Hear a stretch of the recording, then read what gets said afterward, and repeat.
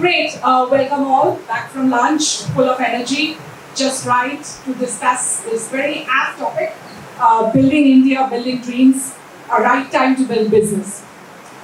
So to begin with, I think the definition of building definitely has evolved. It is no longer just about brick and mortar. It is about creating sustainable ecosystems, securing our borders through innovation, and narrating a new identity to the world. So to unpack this, I think we couldn't have had a better panel that represents the perfect intersection of military discipline, corporate scale, and of course academic wisdom. So together we will discuss the current landscape, what it offers, and the ultimate foundation for the next generation of Indian leaders. So welcome, gentlemen. To start off with, of course, the macro view. Is it the right time? As Sunita said, a lot happening. We're practically at war. Third World War, if we may very sadly call it. So on the macro view, is it the right time? So I'll start with you, Jasbir.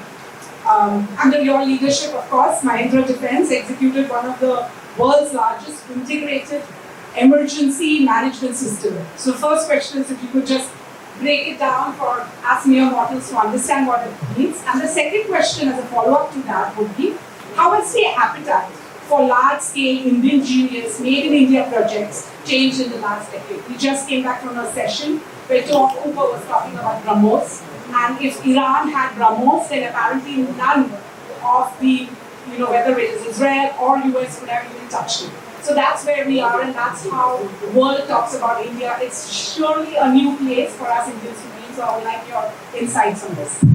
So, thank you very much, Rajini. So it's my pleasure and honor to be here speaking. Just before I start sharing my thoughts, I'll just mention a disclaimer. These are my personal thoughts and not reflecting my organization in any ways. Sharing it for the community. So this the world's largest emergency management system, which is being mentioned, is a UP guidance program which was done. If you see the population of UP, 220 million, right? So if this by populous country size, it would have been the 5th country in the world. So sometime in 2015-16, they decided that they want to implement a police management program considering addressing the law and order. So they thought of investing almost 5,000 crore over five years, and this includes the manpower, so more than 50,000 policemen to be put on duty 24/7. 5,000 vehicles to be fitted with the best of the technology in the world, with mobile data terminal, one command and control center with more than 200 people taking 20,000 plus calls, dispatching police help across state of UP. So that was the size of the project, and generally in Western world, these projects were done like 911 or 112 in Europe. They take 6 months just for testing. And in UP state, they wanted this whole program to be done and rolled out in 6 months. So we got that program. It was one on merit. L&T, Tata were part of it, right? So we got the contract and we implemented it in 6 months. Yes, it took time for almost 6 more months to stabilize it, but this program was fantastic. Just to tell you that earlier, the biggest problem in UP was that nobody was picking up the call. They are calling the police. That was one of the biggest problems. And the second one, if the call is picked up, the police was never used to reach on time. So these two problems were fixed by this program. So any time, whatever time it is, if you call, the call will be picked up by the police. And the police will reach because everything is in the system. What time the call came, who took the call, when the call was dispatched, the complete chronology of the call till the time police reaches the place was documented. So imagine the biggest thing which we learned or the police department learned during that implementation is that when do you reach to police? So there are many cases, right? The crime which have happened, but most of the time it was the domestic violence calls which they were the maximum which were coming out. Imagine earlier there was no place in a village if a woman is being beaten by her in-laws or somebody else. There was no way she could go to a thana which is 10 kilometers, 15 kilometers away. But with this system, she could call or her children should call. And once the call is recorded, the police has to go and knock on the door. So it transformed the whole system immediately. And if I may ask, when was this rolled out? Which year? 2016. So that's a lot of history. So have you reviewed it? Has the So we were managing the program for 7-8 years, and somebody else started doing it. And of course, it was the previous government program, and then it was carried forward by the current government also. They made a lot of investment. After that, even in Rajasthan, it happened in Maharashtra, where today we are operating it. In across Maharashtra, if you go, there's a dial 112 app, and if you need a police help, you press it on it, the police will reach you. So there's a lot of learning, and these programs started rolling out across the country. So in our country now, there's 112, which is if anywhere, or 100 for that matter. If you dial, you will get a police response. very interesting. And like I said, the follow-up question: the appetite increasing for large-scale Make in India projects changed over the last decade? Absolutely, absolutely. I'm seeing a transformation after COVID more so, right? The Make in India program started sometime in 2014-15, that time, right? Mr. Modi announced it. But after COVID, I think everybody realized in the defense forces and everywhere else, you have to be Atmanirbhar. And that's where we are seeing the large contracts being given to the private sector also. If you see defense, which is the largest defense manufacturing country in the world? No, the US, right? So the biggest defense industry is in US. And name a public sector company in US who is doing defense work. There's none. They're all private companies. So that's the US model. They are all private companies, industry who are making the cutting edge technology in defense, whether it is their missiles or software. And the other model is Israel model, right? So if you see, these are two largest defense manufacturers. In Israel, you have half, which is public sector companies, and half, which are private sector companies. But the beautiful system in Israel is everything is government. Today I am working in a private sector, tomorrow I can be a Secretary of Defense in the Israel ministry. Or if I am Secretary of Defense, I can start up my own startup. Because everyone is validated. So we can't follow typically in a US model or an Israel model. We have to come out with an Indian model, which is, of course, you have to coexist with the public sector and private sector. So we are seeing Make in India programs are not being given to the private sector, where a lot of innovations can happen. Understood. So, Rajiv, now the next question I would like to ask you. We speak about nation building and ethics. So, in a rush to build business quickly, build in India, how do we ensure that building India stays grounded in human values rather than just profit? Thank you so much for this question, and there cannot be a better platform and better time to receive or have this question, for the reason that I've just finished reading a book called Learning from Tata, Do the Right Thing by Harish Bhatt, and it is about few learnings from Ratan Tata's life. So somewhere in the book it is said that he was influenced by Jamshedji Tata, who believed in this saying. It says Humata, Bhukta and Bhuvarsta. This means good thoughts, good words and good deeds. There he compared the saying of Lord Buddha that it says do hear no evil, speak no evil and do no evil. So it means that instead of not doing bad things, why can't you always live in a culture which is good?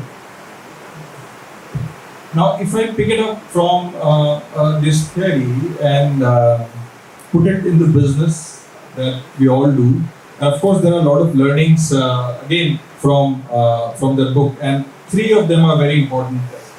One is says that for building a business there has to be a purpose. You can't just do a business for profit. Of course, profit is the end goal, and you have to make money at the end of the day. But there has to be a purpose to build your business. There's an example that I have. I want to relate to what my friend Jasbir just said. I was a part of the startup. I was the founding CEO of a startup called One Touch Response.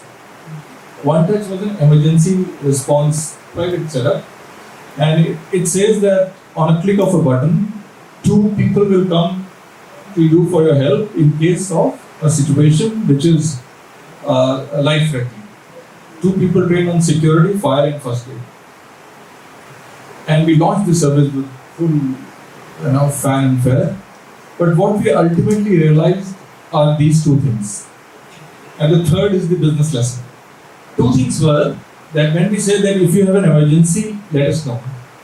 We didn't realize that emergency has no definition. And people used to call us, like you're saying, everyone is calling police. People used to call us, उस साथ वाले घर में ना music तेज बज रहा है, मेरे बेटे का बोर्ड का एग्जाम है. It's an emergency. And they used to call us, वो ऊपर जब गमले में पानी दे देना तो मैंने जो अपना तौलिया सुखाया उस पर पानी गिरता है. They said, we are doing the party at 2 o'clock and we are hungry. क्या 6 अंडे भिजवा सकते हैं? Emergency. And we did not realize it. What was the purpose? The purpose was that we would give them a help, the emergency response, if they are in emergency. They were in emergency. Now these were the 2. This was it was a business mismatch. But what we did not realize was that, and I'm talking about 2013. What we did not realize that they were saying, why don't you become a Zomato? They were saying, why don't you become an urban company? मेरे घर का जो bedroom का bathroom है उसका नलका खराब है. Why can't you become an urban company? I have lost my document at home, but I have reached my office. Can you get me that document? Why can't you become porter? We did not realize that. So we had the purpose, but we did not listen to the market. So even if you have the purpose, there is something that market has to tell you. So between the purpose and profit, listen to the market. I think that's one of the biggest lessons that we have learned. Now when we learned this lesson, I tried to reuse this learnings in 2020. And I was again a part of another startup called the Fuel Delivery. We realized that in 2013 they said, give us anda, give us doodh, give us chabi, give us document. Now it is COVID and everything is being delivered at home, but not petrol. Why can't we deliver petrol at home?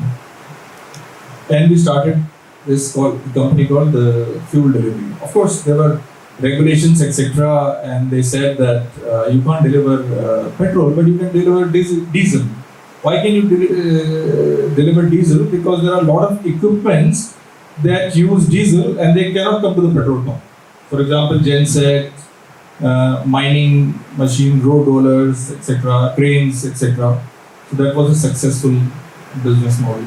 What we learned 10 years ago, we used here. It was a failed model. This was a successful. So purpose, profit, listening to the market, and the right time. Thank you so much. I think that's so very well answered. Thank you. Commodore Dr. Srikant Kesnur, of course we cannot not ask you this question because you served in the Indian Navy for 36 glorious years. You now focus on maritime awareness through Melua Maritime. So we've been discussing building India. So do you feel that our business community is sufficiently looking forward to our maritime frontiers as a space for new dreams and commercial expansion? Are we also essentially moving from a nation of job seekers to a nation of job builders? There are 2 questions in there. I'll take the second one, answer that quickly, and then come to the maritime part. Are we? Look, all 3 of you are experts in business and economics. I'm an outlier there. So I'll sort of give you the view from an outsider. Now, I belong to a very small town in Karnataka called Bijapur, not Karnataka, which, like most Indian places, was characterized by heat and dust and nothing else. I mean, it had a very glorious history, of course, but that apart, for a long time, you didn't see any energy or dynamism. Now, what is happening? I can perceive over the last, and I'm not making any political statement, 10, 20 years, whatever. You go to the town, there's more buzz, there's energy about what various people want to do. Whether it is small thing like opening a tuition class or something, whether it's business of pickles and chutneys, whether it is more beauty parlors. I mean, that's a kind of business that's booming in small town India now, you know, or aspirational India, gyms, you know. I mean, there was. I studied in a Sainik school where the only gym and swimming pool was in my school, you know. So all these things when you see, I mean, the 500-kilometer stretch from Bombay to Bijapur was barren. Now you see almost every kilometer or two there are restaurants, there are places, you can just peel off on the road. So I feel unemployment remains a distinct problem, but I feel there's lots more when you see buzzing energy, lots more gung-ho optimism. And even in the defense sector, where I go now for corporate talks or what he says is right, there's much more civil-military fusion, academia, private sector, IITs, lot more coming. And I see a lot of young people willing to take risks to develop products. There is also a bit of support from the government and the armed forces. May not be completely the US model, may not even be the Israeli model, but I believe there's lots more optimism now than before for a variety of reasons. Now let me come to the second part of your question, and I'll take from what Rajiv said, that when people ask you to deliver diesel at home, I hope they remember that the origin of that is somewhere in Gulf or somewhere in different part of the world, and it transits through some narrow straits where some other agencies have to bring that fuel down to you. Now this is the maritime aspect. You mentioned Zomato and Swiggy. I have always said that, you know, the oceans are the original global commons. The oceans are your first version of intellect. Okay, the word of seafarers is your first social network. The merchant marine is your first version of Swiggy, Zomato, Blinkit. The navies of the world are your first version of antivirus. And the white uniform is your first little black dress. Okay, so what I'm trying to say is, people must not forget that more than 90% of our trade comes through the ocean. So you have to be maritime aware. Businesses have to be maritime aware because your trade can't happen. I mean, there was a Navy admiral who said that lots of Indians go to the beach not to wet their feet but to eat pani puri. You know, so you want a change of that mindset for business too, because for business to be truly, let's say, to understand the world, you must know what's happening on it. And one of the small salutary consequences of the current crisis is that people are actually becoming more aware of what happens in geography and oceans. So that's why I think maritime is important. But again, we have come quite some way. There was a time when, this is not a cliche, but there's a time when people actually thought maritime had dealt with marriage.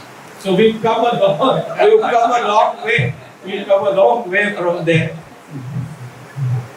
Thank you. So if we now move towards resilience and leadership in building, and of course this question I would like to put to Rajiv. Your book, 1000 Days, explores perseverance. For young entrepreneurs starting today, we have of course Startup India. What is the story they should be telling themselves when the building process gets tough? You obviously gave us a few mantras in your opening comments, but when they get stuck, what would be your business like? Okay, thank you. You referred the book 1000 Days. Thank you for promoting, and I would like to take this opportunity to invite all of you to actually go and buy it. I'm sure it's available at the bookstore. They have a signed copy. It's called 1000 Days, the story of a minute. So if you just focus on the name, it says that something happened in a minute that changed 1000 days, and it's a personal experience. And this experience is from a duration which started a few months before the COVID and just ended after a few months after the COVID. Here, I mean, the lessons that I learned, and I must tell you, and these 1000 days as my personal experience were really tough for me. And when I wrote that book, it was tougher. But when I read that book after writing, it was so much of fun. So few of the takeaways that I could relate from the book, and I think if I want to convert that, what can I use in business, I think that these are the following points. I would say I learned from my book that every difficult phase is a part of the journey.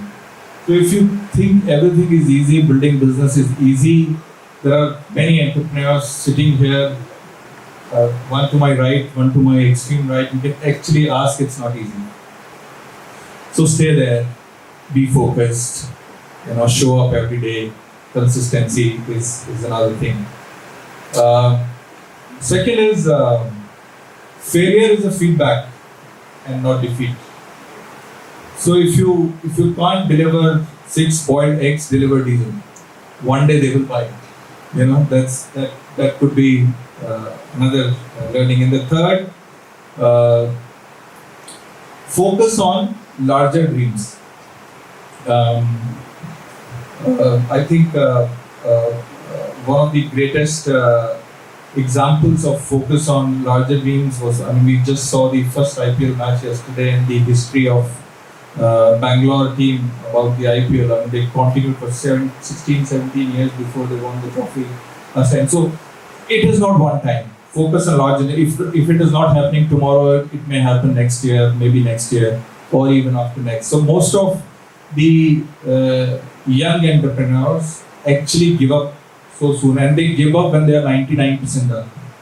I was one of them when I said, okay, I will not deliver, I will not become a Swiggy, I will only deliver you security, and it did not work. So these are the three things which there are many, but I think one of the most important things that the young entrepreneurs should actually learn and do is read a lot of books about the people who are successful in life. That's what I have learned, and I have learned very recently that habit is just 5-6 years old, but I'm really enjoying it. I definitely want to promote and advocate that reading books gives you a lot of learning. So much. Jasbir, if I can ask you this, high-stakes security initiatives, complex environments that you work in, but you also come from the Navy. So one leadership trait from the Navy you find most indispensable when managing profit-driven businesses like Mahindra Defense? Good question. Thank you. So yes, I come from the Navy. I was part of the first crew which went across the world, sail on board a ship called INS Tarangi. And you have lady officers coming now, I think, in the second session, they'll speak. So in the sailing ship, there was an officer called Dilip Dole, Commander Dilip Dole. Maharashtrian. He became the first Indian to sail across the world. He was right. Yeah, okay. So he became the first naval officer to sail across the world solo.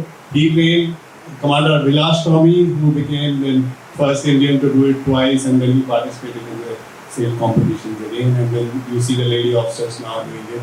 So what I'm saying is, Navy is an institution which teaches you so much, gives you so much. Today, whatever I am is because of the core values or the system processes which I learned. If I have to come to the one leadership trait which helped me in the corporate world also, is probably the trust building. And because in the forces, you learn to trust your senior, trust your colleague, trust your juniors. But in the corporate, building a trust is very important. Sometimes you get afraid of your boss only because your boss is afraid of you, right? So building a trust is very difficult. So I think I followed the same concept while building a trust with my team to while we are doing some work, building a trust with the customer and partner that if we have committed something, we'll deliver it, will not fall back. I think that helped us to build the business and get more business from our customers. Thank you so much. Commodore Kesnur, you've already touched upon maritime thinking essential, especially in today's current times. But is there an example perhaps that you would like to share through your Melua Maritime that you saw there's an increasing importance that is now being put to maritime thinking, apart from, of course, the word itself having been misunderstood all these years. Any more anecdotes that you would like to share? Yes, of course. First, he mentioned Tarini and sailing. Captain Dilip Donde, sailing teaches you a lot. So we got another very distinguished sailor here in Commodore Dorai Babu. Dorai, you are here? So he's also, and I think he was the skipper of our sailing vessel also. What kind of qualities they bring or Navy brings, we'll probably learn in the next session. And I'm saying that because to me as a quote-unquote maritime evangelist, these things are important, So, well, Melua is a small thing. I mean, it's a recent company. But what I liked was a lot of people asking curiously, what does this Melua stand for? And when you tell them that there's an ancient name for India given by seafarers from across the Arabian Sea, from those who are in Oman and Persia and all that this is an ancient name with a maritime link. So the automatic curiosity, So to that extent, of course, I think on Litfest like this, all these are little, breadcrumbs that probably will lead us to thinking larger in maritime. But we must remember one thing. Yesterday talking to a couple of journalists, when people, for example, go from Bombay to Delhi, the change happens from the seas to the hills or mountains very quickly. So there has to be some way we have to constantly focus on the maritime from the earliest times in our education. For example, and I've got nothing against SL word, but should children, instead of going on a picnic to SL word, why don't they just go out on a fishing trip out into the sea? Why don't they go on these little rafts? Why don't they do more water sport? I mean, he mentioned the IPL, and I'm a great cricket fan. But why can't water transport be as much a part of Mumbai as land transport? So there are a million ways in which the maritime can manifest itself. And it is there in all of Mumbai's architecture. It is there. Our Marine Drive is maritime. Marine Lines is maritime. Okay. Bandar is maritime. But we don't seem to bring that enough to the forefront of our consciousness. So companies like mine are intent to just a small part of the journey. But I think largely the good part is that I think the world has come to realize that navies and merchant navies have a much larger role to play.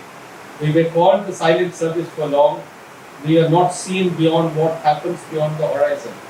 I must tell you since we're talking of business and entrepreneurs, I must tell you of a couple of very interesting, if I have 30 seconds more, couple of very interesting incidents. 30 seconds. 30 seconds, yes. Okay, I'll keep it to 30 seconds. The man who designed some of the best warships in India also designed the TVS Scooty. It sort of worked in tier 2 towns for Maruti 800 to women in big cities. And he often talks about how he's more known for TVS Scooty than for the warships he designed, Captain Mohan Rao. So it's a wonderful way of how the corporate and the maritime segue. In the last 10 seconds, we will leave this for question and answer. I will ask some of you, or tell many of you, that if today you are using the smartphone in its best way, it is courtesy Indian Navy officer. So we'll leave that for the Q&A. Okay, great. I'm sure everybody look forward to that. So before we conclude, another topic that I would like to touch upon is bridging the gap, the education to industry.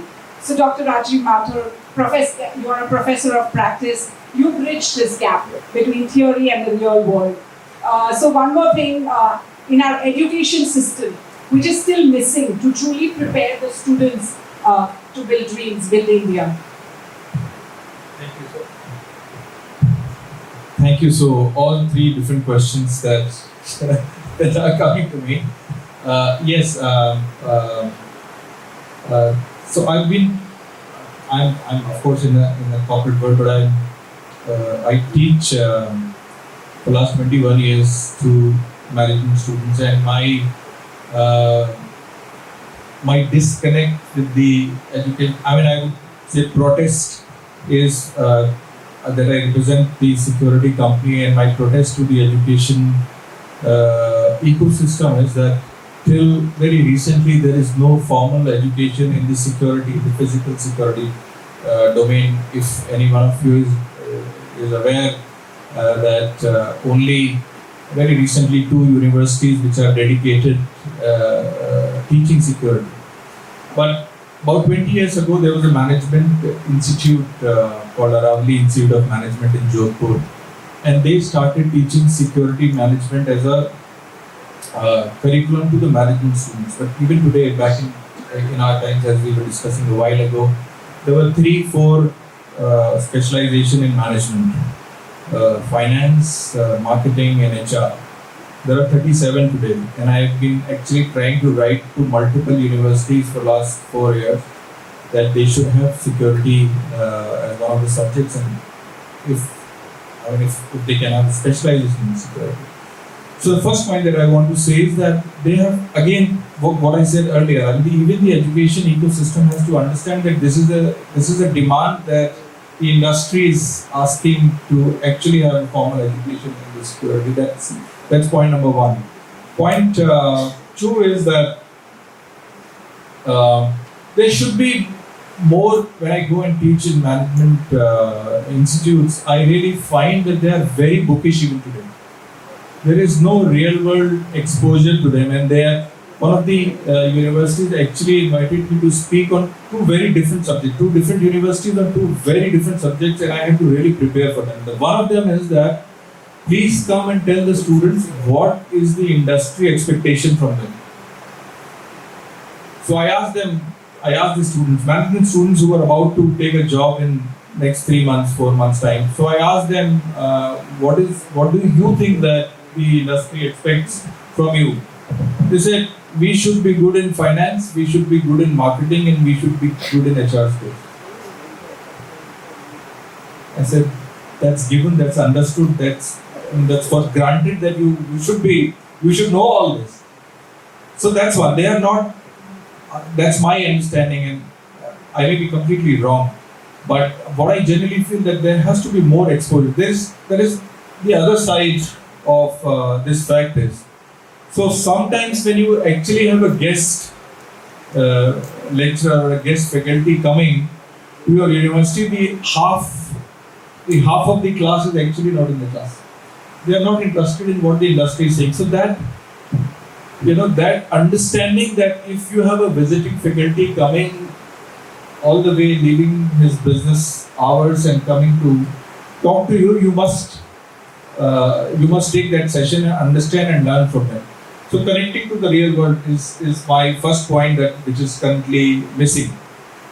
Second, I think students are always told theoretically to take it easy. They should be encouraged to take risks. They are not encouraged, the education system does not tell them ki karo yaar, jo bhi hoga dekhiye. So that's very important for them to know ki if I will again relate, if the customer is saying ki let's see, you can become a Swiggy or a Zomato one day. So taking risk is the second point. And the third,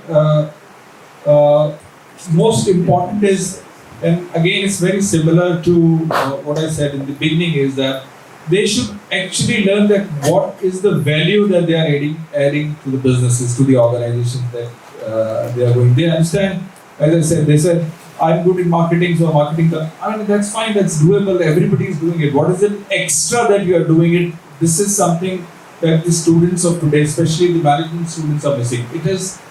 They should be actually prepared to start working, not prepare after they get the job and then start, get yourself trained to the job. So they should be trained before they actually take the job. I was, as a part of my career, I used to work with a company called Ceasefire, most of you are aware, and I was being interviewed then to become a territory manager in 6-7 years of my career. And at that time, we used to have an interview to be promoted. And my manager said that, it's an old saying, but it stuck since then. He said, if you want to become a manager tomorrow, start acting like one today. It's not that मैं कल manager बनूंगा तो manager की तरह से काम करूंगा. So if you are capable of functioning like a manager today, then only you can become a manager tomorrow. So that's something which our education system, from the time they are leaving the classroom, they should learn that this is what they have to do there, not they have to learn there. So these are three things that I think should be they are really important for the education ecosystem to understand and implement. Great. I think before we get onto the Q&A and before our rapid fire question, one thing I would like to know from Jasbir, you've attended many executive programs at Harvard and Ross. For the benefit of our audience here, one strategic thinking for millions of small-scale entrepreneurs across India that you think that you learned at these programs that you would like to share? Can I add to Rajiv's point? Yeah. So I think what we are missing in the student academia and industry gap is also fear of failure, which you said rightly. Is fear of failure is the most important thing, I think, which in our mindset it has to change. And this I have learned in Israel. They have for startup, they have a failure club. In the failure club, every Friday they come together and the founder share the failure he has faced and they celebrate it. Because every failure leads you to the next success, right? So that mindset change we have to bring in. And in academia, we always see that, the good people who are in the industry, they don't go to the academia. So there's a lot of theory which is there that I think has to change. And this is what I learned in practical, whether you go to any foreign university. Most of the professors are people who are practicing professors, or they go and interact or work with the industry. So they bring in a knowledge or expertise which is right from the ground, right? So when you are listening to them, you are listening to the real case studies. And those case studies, if you apply in any environment, it doesn't matter if it is India or US or Europe. So those case studies, grasping them is very important. And how we can make use of it for India is now, with AI coming in, I believe the education will be open for all today. And the more use of our entrepreneurs make use of this AI educations, these books are all available now, the research is available. You have applications which will do the research work for you for 100 of days just in 10 minutes. So that's something which I think India is grasping very well, and that's what you see now that in defense sector, a lot of startups are coming up and they are doing a product development. Rather than just copying some solution and implementing in India, they are doing real R&D in India, which is producing some of the world-class products. Great, thank you so much. And before I open this panel to question and answers, I need to ask you a rapid fire question because it's a lit fest. We have to have some masala in it. Commentator Kesnur, if I may start in one sentence, and this is a question to the other panelists as well. What is the biggest dream you have for India by 2030? 2030 is kind of day after tomorrow. So look, no lofty dreams, but I just stick from what they said. Somehow, if we can fix our education system, and I'm talking of primary and secondary. I've been fortunate, small town. You just came up because of good education. I think while what they said is correct, if we can fix our primary and secondary and spread it more, that'll be the best way to go. So fix our education system. May not be 2030, maybe 20 years after that. I think something to add here. I would say that I hope and seriously wish that industry, academia, and governance one day should actually not only talk on the stage but work together as well. Academia? Industry and governance. Great. I think that's great. I believe by 2030 will be at least number 2 or number 3 in the world in defense production. Fantastic. Great. That's a dream or a reality? Probably will become a reality. Is dream as of now. Oh, great. So, Sunita, we have 10 minutes for questions. 10? 7. Sunita is always stingy. Yeah. Very hands. Can you give us over? Hi, very insightful discussion. And, Mr. Mathur, you have spoken about how the academia and the education system needs to improve. So, do you think it is also going to be a product of what organizations are asking for or demanding for? Because you may do vocational studies, but when you go for a job, nobody is picking you up because you're not an MBA, marketing or finance or HR.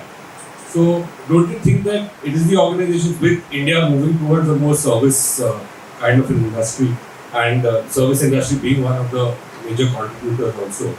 So, don't you think it is important that these industries come together to create vocations that, like you said, you spoke about security.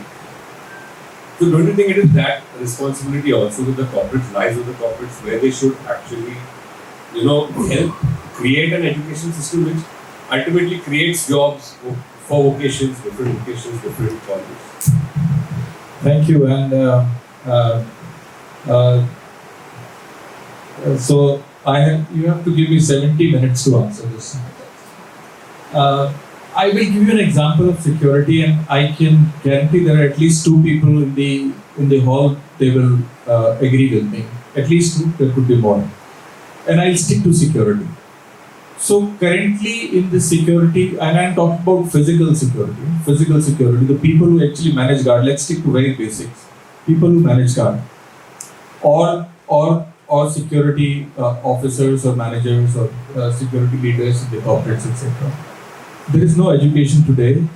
When I got into security, there was no education. There are exceptions like Jasbir and Bhabha and other people sitting here who have the defense background. But for a civilian background, there was no education. There is no education even today. So industry, what happened about 20 years ago, maybe more, there is something called ASIS, American Society of Industrial Security. They used to conduct an examination called CPP, Certified Protection Professional. When I attempted it in 2001, I didn't understand 80% of it because it was all about American law, American security, etc. But they gradually shifted that what is important for different regions, for India, etc. They finally made a India board maybe last year or last year. In 20 years, they realized that India, as a security industry, need an education system which is relevant to the industries. Still, we do not have such education, even today. A couple of universities, as I mentioned, like NFSU, National Forensic Science University, or RRU, Rashtriya Raksha University, they are now actually coming up with courses on homeland security, industrial security, policing, etc., forensics, criminology, etc. But they're doing it. And there is huge demand. There are at least 20,000 such vacancies every year.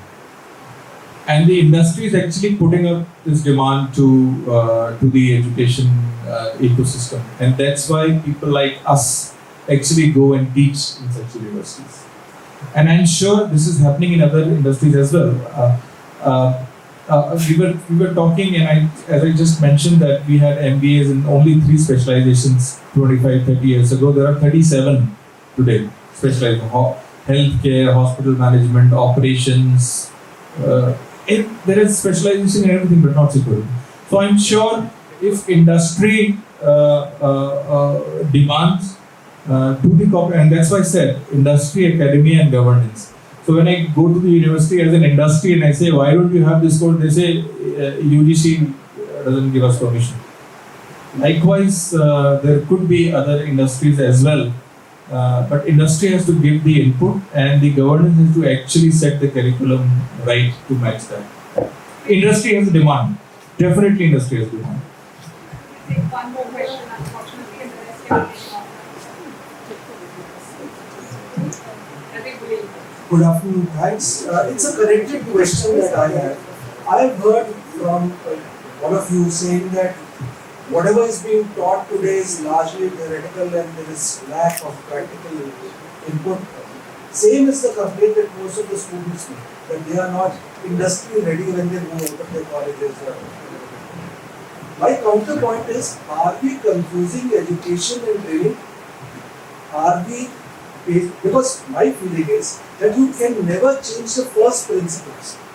When you are learning something, even if it is management, Jasbir said that he learned his principles of management on a sailing boat.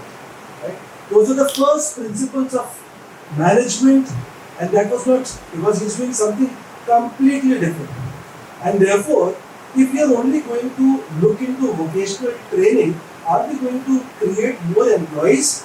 And in case we are going back to first principles, are we going to create more creators? This is a question that we need to ask. And is there a case then that maybe you might have to extend the amount of education that is being provided so as to incorporate training into it, but do not reduce the first principle education. And that is an important point which students don't seem to be understanding. And if we may club the question. My question is more related to only Mumbai, can't really think of whole of India. But specifically, if you have to really build dreams, because I've been in the entrepreneurship sector for the last 15, 18 years, if you really have to build dreams, going by your example, we are killing the micro enterprises in Mumbai. If you go to BKC, where are the small enterprises? They're all gone. And if you don't actually encourage micro enterprises, where are you going to get the next generation big corporates? Because somewhere the compliance and the laws are just made for the big guys. And the big guys have it easy. Actually, I'm very frank in saying that the big guys can contact a politician, can lobby, can advocate, can push money. There's no end to what the big guys can do and get the thing done. But the small guys really are killed by compliance in the first 2 to 3 years of business. And that's why India is really suffering, because if you're not going to get micro enterprises, you're not going to get dreams. We have to club all the questions and answers. Thank you, sir. My question is, with the introduction of artificial intelligence, how one must, balance the optimum utilization of manpower with the upgradation of technology? I mean, how do we negotiate the change, and what role government has to play here? Thank you. I think it will be too less a time for us to answer all, but Jasbir, if you want to quickly take. So I'll take the AI one. Yeah. So it's an interesting subject, right? AI, lots will change, lot has already changed, and it is a wave, right? There have been technology waves coming in. So this, I think we will be prepared to ride. Government will play its own role, but it's a fundamental shift. It's a shift which will increase the capacity. It's like internet came, people thought they'll lose their job. No, internet open up doors for something more. So AI will open door for many things. I think probably the education, in my opinion, institutions will go away. People can study on their own, use AI applications, develop whichever field they want to do. All these Harvard laws, they will become irrelevant, in my opinion, in the next 10 years. And then on micro enterprises? Not on micro enterprises, on what Ashish said, micro you can take. So I tend to agree with what Ashish said, but I think this has been this age-old dilemma between what we say is education and training. The industry needs a certain level of skills, and they're not skill-oriented, whereas there is a belief amongst a lot of people that for you to be a good human being in society, you need a more broad-based education. So I believe, of course, one part of it is if we address the primary and secondary well, then at the undergraduate and subsequent you can make those divisions. Second point, Ashish, I believe actually in some cases the problem is whether it is education or training. there is a kind of mediocrity in our education system. So that needs to be attacked much more. Crawled through the academia for a long time. There's huge amount of mediocrity. So whether training or education, we need to get that right, and then that's my opinion. Thank you. And to answer your question, I agree. First of all, what you are saying that yes, we have a phenomena called ease of doing business, but it's just a phenomena like Make in India. Is a phenomena, not a. I'll narrate another very small story. And we were in a conference yesterday.